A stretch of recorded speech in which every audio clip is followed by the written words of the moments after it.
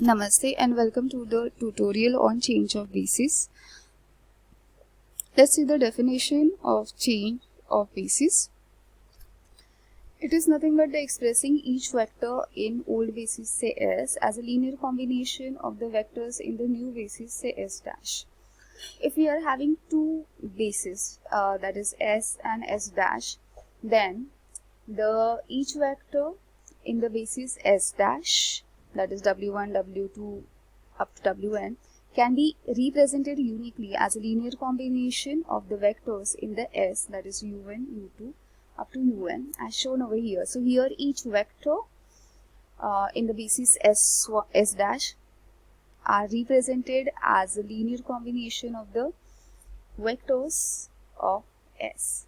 So alternatively, here you are actually it is nothing but a representation of each vector in the S dash related to the basis S.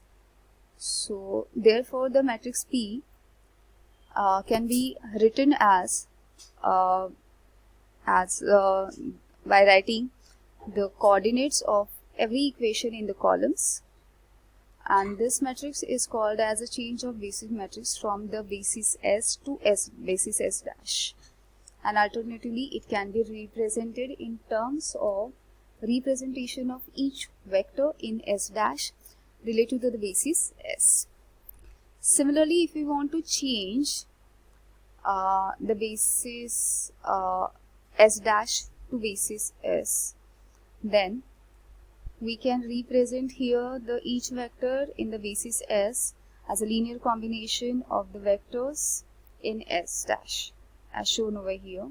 And alternatively, representing each vector in the S dash as in representing each vector in the S relative to the basis S dash. And hence the matrix Q, which is nothing but change of basis matrix from the S basis S dash to the basis S, is written by simply writing the coordinates of this equation in the columns.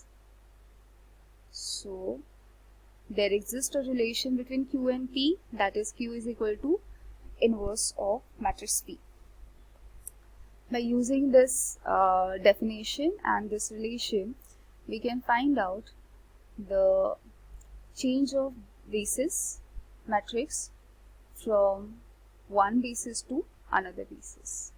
So let's see the example based on this. So here is the problem statement. Here we have to find out the change of basis matrix P from the usual basis E to basis S, which is given over here, and also we have to find out the basis matrix Q from the basis S to the usual basis E. That means in the first case we are transforming a basis E to the basis S, and in the second we are converting it back to the E. So let's see the solution.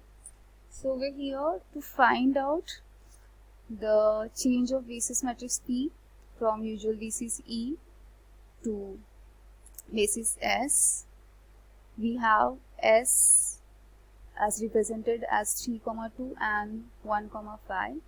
So over here, and the usual basis E is represented as shown over here 1, 0 and 0, 1. So here when you are changing from basis E, usual basis E to basis S, then we have to just simply write the basis vectors in S, that is 3, 2 and 1, 5 in columns to get our change of basis matrix P. And for finding the matrix Q from basis S to usual basis E of two-dimensional real space, we have to just find out the inverse of this P as shown over here. So here simply we have find out the inverse of this matrix to get our Q. So similarly, you can self-try this problem by using the same step that we have done just now. Thank you.